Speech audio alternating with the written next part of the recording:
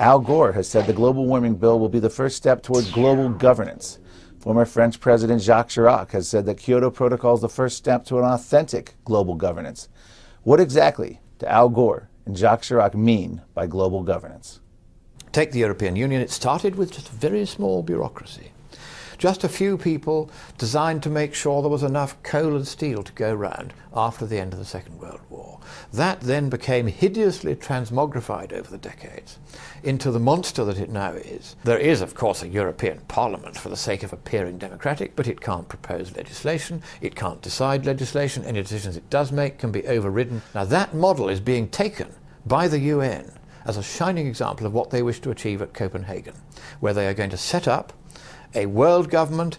At first it will just appear to be a little technocratic committee, just like the European Union. They know how to do it. Start small so nobody quite notices, but make sure that it's made by treaty so that all the countries who sign up to it are bound to it forever thereafter. That's the point about treaties. A treaty is the only way that foreigners can tell the US how far its constitution can go.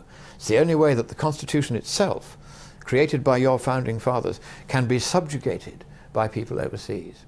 And your president will go to Copenhagen, and if he can sign that treaty, he will.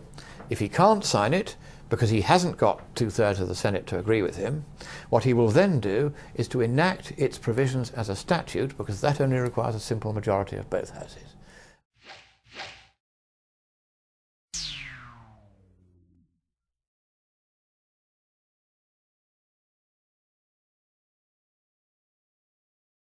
It's a quite extraordinary scam.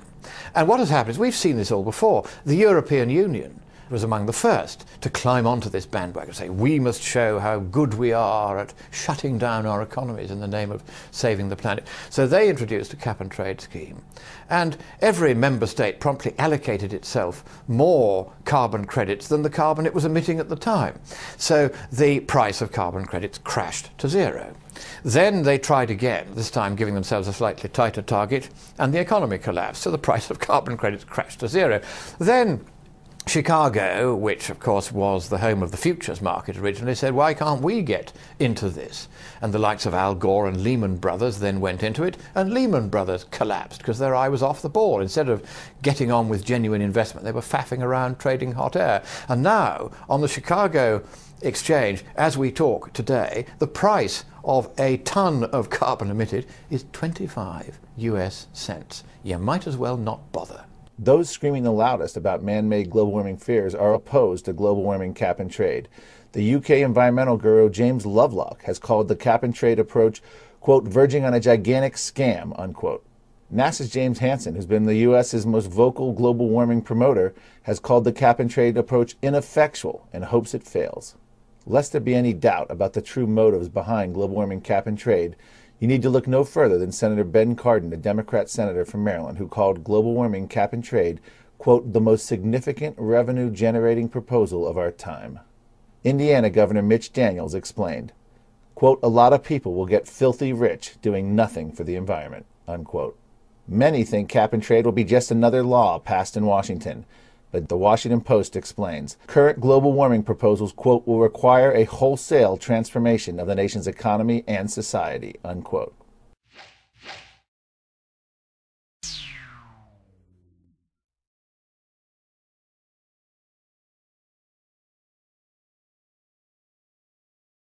What's a green job?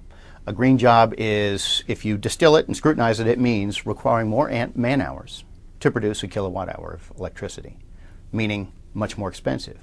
So the logical conclusion is, sure, if you require X percentage of our electricity come from people running on giant hamster wheels, you will create jobs in the giant hamster wheel industry. But you'll also have an unseen. Will there be fallout from that? Will there be fallout from the wealth being transferred into an uneconomic activity? But also, are there jobs lost when you increase the price of energy? And if you look back, every recession we've had has been preceded by a significant increase in the price of energy. In Spain, Juan Calzada from Juan Marcos University had found that for every green job created in wind and solar, they lost 2 real jobs. What they found is you can make windmills from steel, but you can't make steel using windmills. So they moved steel jobs to America because they were transferring wealth from the private sector, which does have to be paid for, and they were moving it into uneconomic jobs, jobs for which there is insufficient demand. There is not real legitimate demand. Making windmills and forcing people to use them. The result has been no reduction in CO2 because they continued to have ready backup with traditional fossil fuel power, but an increase of unemployment to 18.7%. We were fortunate. Some of Europe's manufacturing jobs came to Kentucky and Alabama, for example, steel jobs. But a lot went to Asia. In fact, the Kentucky steel jobs that Europe sent here, their new CEO says those jobs are going to Malaysia if we do this. You're not going to reduce emissions, you're just going to reduce employment.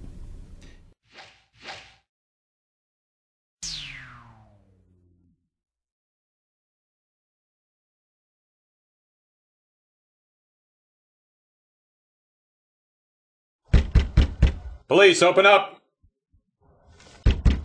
Open up or we'll bust it! Yes? Energy police, we're here to check out your power consumption. Do you have a badge or something? Can you show those to me, please? Fellas, show the nice lady your badges. Hey look, incandescent light bulbs. In every lamp. Hey, be careful. Wait. Oh, look at this, a microwave. Hey, plasma TV. Not the TV, please. I promise. I only watch PBS and network news. Right.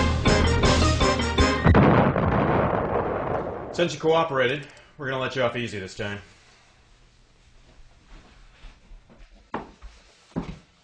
Oh, you can expect the toilet police tomorrow. I'm gonna put a brick in the tank.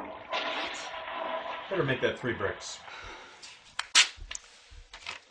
Only 1 gallon per flush. You better not be using 2-ply toilet paper. Don't thank me, ma'am. We're here to serve and protect. You have a good day now.